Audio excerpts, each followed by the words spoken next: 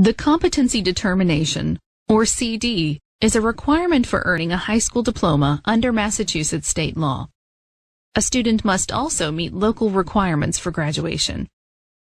The student's CD roster, PE 618, displays a list of students and their competency determination status, and is useful to all stakeholders who want to know which of their students have met the state's requirements to graduate high school, based on the standard MCAS, MCAS Alt, appeals, and discrepancy resolutions.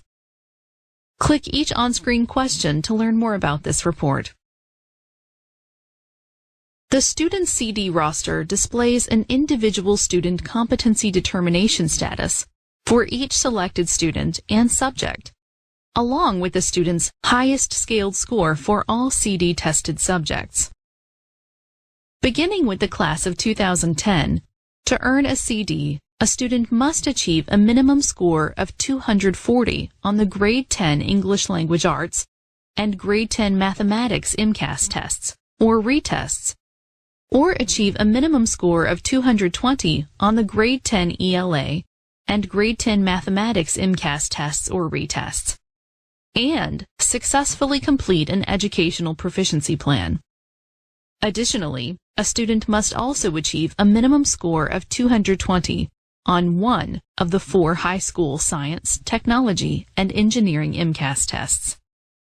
Note that only district users with access to individual student data will be able to view this report. To view the report, select the student group from either the last SIMS collection or claimed students. SIMS is the Department of Elementary and Secondary Education's Student Information Management System, which collects student data from all districts in the Commonwealth 3 times each school year. Depending on when you run the report, the students that are currently claimed by your district may be different from the students reported in the latest SIMS collection. Using the filters, you also select the district, the school, and the student grade level. Then you can specify whether you want to match any or all of the ELA, math, or science options for students who are failing or have not been tested, have had their appeal granted, are still at the needs improvement level, or are proficient or higher. Choosing to match any of the options will give you the largest list possible, and choosing to match all of the options would give you a short list of the select few students who meet all the criteria you select. A helpful starting point is to choose one grade, match any of the following, and then select all for each subject to see students who might fall into any of these categories. At the bottom, there is a note telling you when the last SIMS collection period was, so you know how recent the data is. When you're done selecting, click Next. The resulting screen will show you a list of students you can choose from to display on your report, and you can select up to 1,000 students at a time. When you're finished selecting, click Finish. The resulting roster displays students and their competency determination, or CD status, which indicates whether they have met the state's graduation requirement in a particular subject. You will see a list of the student names you selected, along with their state-assigned student identifier and highest scaled score and CD status for each subject. Students will be listed with one of 3 statuses: those who have met the CD status by receiving a proficient or higher in that subject, those who did not meet the CD because they have failed or did not take the test, and those who require an educational proficiency plan, or an EPP, because they scored at the needs improvement or failing level on that subject. To more easily identify students within each status, subjects where students did not meet their CD are shaded in dark gray, and subjects where students require an EPP are shaded in light gray. Note that these data include retest results. If your selection includes more than 20 students, you'll need to select Page Down at the bottom left to view the next 20 students in your report.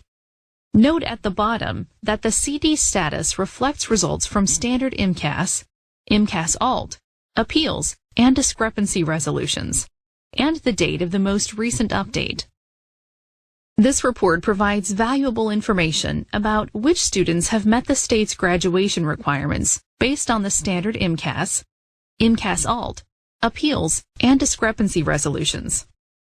In addition, you can use it to identify students who have not been tested or who have not yet earned the competency determination for high school graduation by subject, as well as high school students requiring an educational proficiency plan. Before you dive in, it's helpful to identify questions that can guide your exploration of the report and your analysis of the data it contains. You'll want to individualize these questions so they reflect your unique interests and concerns, but the questions shown here can get you started. For example, you may want to see how many or which students in your school have met the state's graduation requirement. Or you may want to see how many or which students have not met the requirements in one or more subjects. Since you can only view 20 students at a time and the columns cannot be manipulated, it may be difficult to analyze this data on your screen. The best way to answer your questions is to export your report into Excel so you can see all the students in one report. To do this, select the drop-down button at the top right of your screen that looks like a globe, and then click View in Excel options. When you download the report in this format, you will have your student CD roster in a spreadsheet, and will then have a lot more options for sorting and analyzing the data. As a high school administrator, you may want to use this report to identify all students that require an educational proficiency plan. An educational proficiency plan must include a review of the student's strengths and weaknesses, a list of the courses the student must successfully complete, and a description of the assessment the school will use annually to make sure the student is making progress.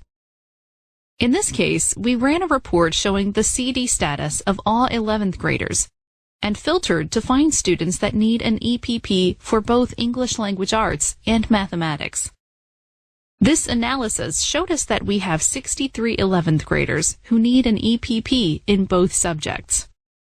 Now that you know which students in 11th grade at your high school need an EPP, you can identify the staff members best suited to provide information about each student's strengths and weaknesses. Plan the courses that will be required for these students and determine which assessment you will use. If the number of students needing an EPP is higher than you expected, this may also lead you to review your 9th and 10th grade curriculum, as well as your systems for monitoring student progress, so that moving forward, more of your students are able to succeed in all required subjects, and the school can respond sooner to students who need additional support. Once you've fully explored the student CD roster and analyzed the data you found there, you'll want to plan next steps. You most likely will want to look more deeply at MCAS results for the students identified as requiring an EPP. Edwin Analytics provides several reports for more detailed achievement analysis.